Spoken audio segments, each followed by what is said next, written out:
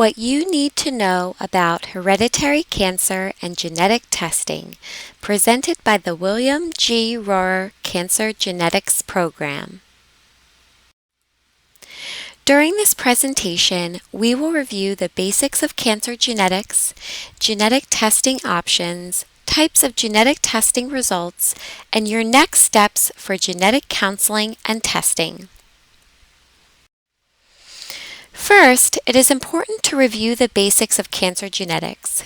Genes provide instructions for how the body should grow and develop.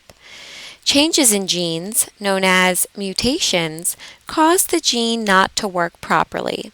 When certain genes are not working properly, this can lead to abnormal growth and division of cells. This abnormal growth can lead to cancer. While all cancers have genetic mutations, most gene mutations, and therefore most cancers, are not hereditary.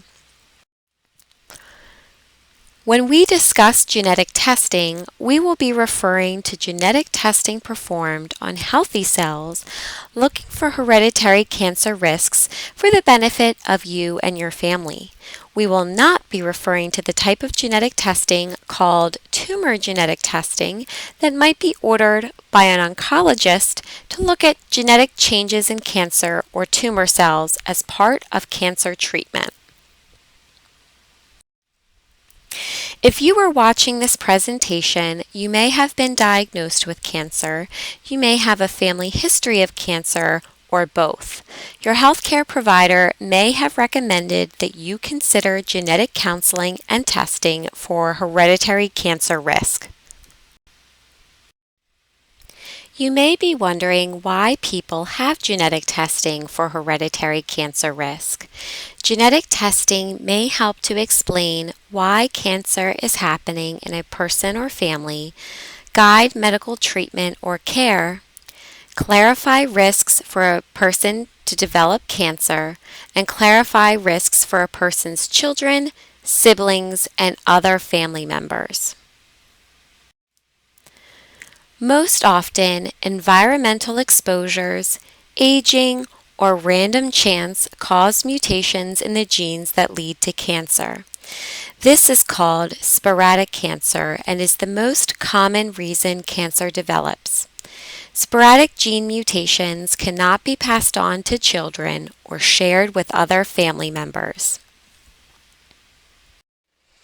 However, some families do have a gene mutation that can be passed on from one generation to another. Mutations in these genes are present from birth and can make it harder for the body to prevent a cancer from developing. This is called hereditary cancer and accounts for approximately 10% of cancers. Certain features can suggest that a family has hereditary cancer, including the age of cancer diagnosis is younger than average for that cancer type, usually before age 50. A person has more than one separate cancer. There are specific or more rare cancer types. Several blood relatives have the same or related types of cancer. Results of pathology testing done on a tumor that suggest hereditary cancer. Results of genetic testing done on a tumor that shows a gene mutation possibly related to hereditary cancer, or ancestry that is more likely to be linked to hereditary cancer, such as Eastern European Jewish background. Genetic testing may be recommended by your healthcare provider if you or your family have these or other features of hereditary cancer. To help determine whether a family may have hereditary cancer, a healthcare provider or genetic counselor will collect a family history chart, also called a pedigree. These 3 pedigree examples show features that are suggestive of hereditary cancer, including breast and ovarian cancer, colon and uterine cancer, and prostate cancer. However, not all families with hereditary cancer will have the same pattern of cancer. In addition, people with unknown family histories may also consider genetic testing. There are 3 possible results of genetic testing: Positive, negative, and uncertain. We will talk about each type of result in more detail. When a laboratory finds a mutation in a hereditary cancer gene, this is called a positive test result. This means there is a hereditary risk to develop cancer in the family, but the specific cancer types and risks will depend on which gene has the mutation. It is important to note that not everyone with a mutation will develop cancer in their lifetime. If you have been diagnosed with cancer, a positive result may explain why your cancer developed and may guide your treatment options, such as the type of surgery or chemotherapy. A positive result may also give you information about cancer risks in order to guide screening and risk reduction. A positive result should be shared with blood relatives. The chance for blood relatives to have inherited the same mutation will depend on whether they are close or distant relatives. The closest relatives, such as children, parents, and full brothers and sisters, will have a 50% chance to have that same mutation. Each adult family member may choose to have genetic testing to learn if they have the same mutation and whether increased cancer screening or risk reduction options should be considered. Children under 18 years of age should not have genetic testing for hereditary cancer risk unless there is a medical need. Test results could also be negative. This means that the laboratory did not find a mutation in any of the genes tested. A negative result does not mean that there is no risk for cancer, but rather that cancer risk will depend on family history or other risk factors. In most cases, a negative result will not impact medical care. If there is a known mutation in the family and someone tests negative for this mutation, then cancer risk may be closer to average. However, if there is a family history of cancer, a hereditary cause for cancer may still be present in the family. Other blood relatives may consider genetic evaluation and testing, especially if they have been diagnosed with cancer. The third type of test result is called a variant of uncertain significance. Everyone has changes or variants in their genes, and most of these variants do not cause health problems. An uncertain result means that the laboratory does not yet know if the variant detected increases the risk for cancer or if it is just normal human variety. Until researchers learn more about whether the variant leads to increased risk, medical decisions should not be made based on the result. Blood relatives should not be tested specifically for a variant because it is not medically helpful. In summary, if you receive a positive result, you should work with your healthcare providers to change your medical management as needed. Genetic counseling is also available for family members who may be interested in testing for your positive result. On the other hand, a negative or uncertain genetic testing result will not change a person's cancer treatment or risk management. In this case, a person's management should be based on personal and family history risk factors and their healthcare provider's recommendations. Almost all genetic testing is performed using a blood or saliva sample. There are several types of genetic tests that can be performed. These can include single-site testing, single gene or single syndrome testing, or multi-gene panel testing. A doctor or genetic counselor can discuss which type of testing may be the most appropriate for you. Single-site genetic testing may be recommended if there is a known mutation in a blood relative. For example, if a parent or sibling is found to be positive for a mutation, other family members should consider testing for that specific mutation. This type of testing most often will result in either a positive or negative result, since the laboratory is only looking for the one mutation already identified in the family. Single gene or single syndrome testing may be recommended when the person's personal or family history is highly suggestive of a specific cancer syndrome.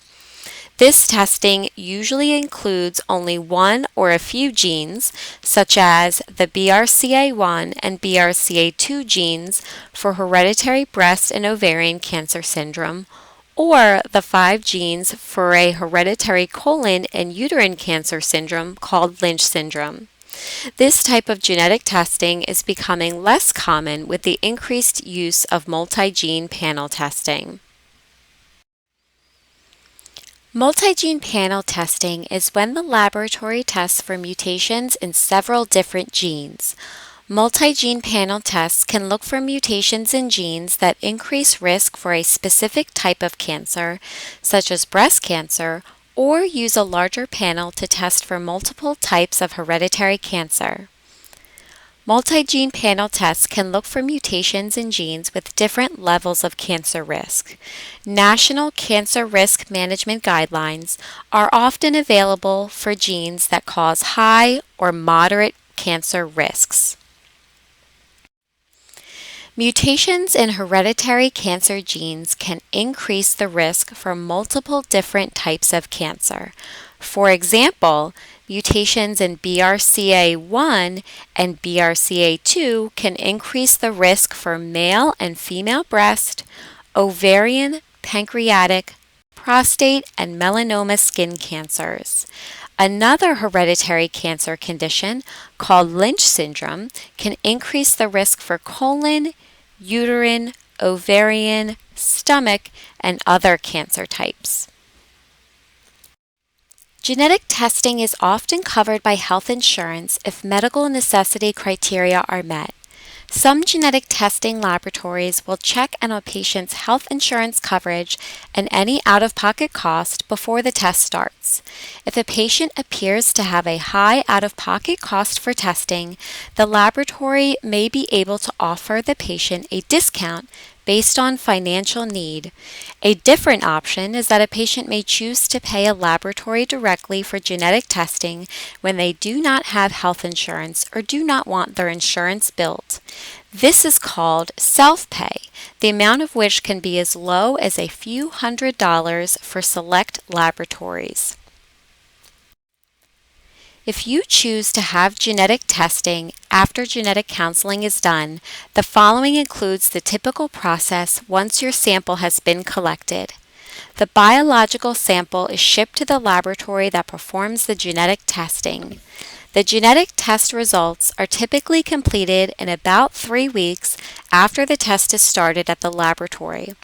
If the test result is needed urgently to make decisions about treatment, it is sometimes possible to receive the result within 2 weeks. Results are sent to the healthcare provider and genetic counselor, who will then review the results within the team and return the results to the patient.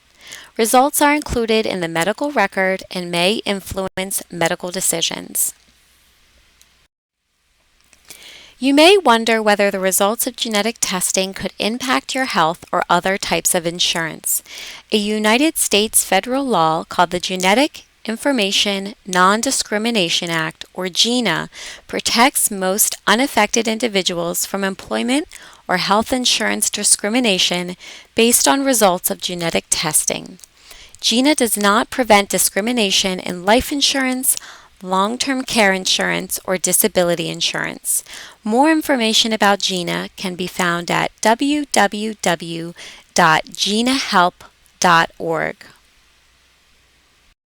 To learn more about whether genetic counseling or testing may be appropriate for you, it is a good idea to gather cancer history information about your blood relatives if possible. This could include cancer types, ages at diagnosis, and family member genetic test results if known. Then you can discuss the information you learned and any questions with your doctor, nurse practitioner, or Cancer Genetics Program genetic counselor. If you do not already have an appointment scheduled, your doctor or nurse practitioner may refer you to the Cancer Genetics Program directly, and you will be called to schedule a visit. To learn more about cancer genetics services available at MD Anderson Cancer Center at Cooper or to schedule a visit, please call 855 MDA Cooper or 855 632 2667. Thank you for your interest, and we look forward to participating in your care.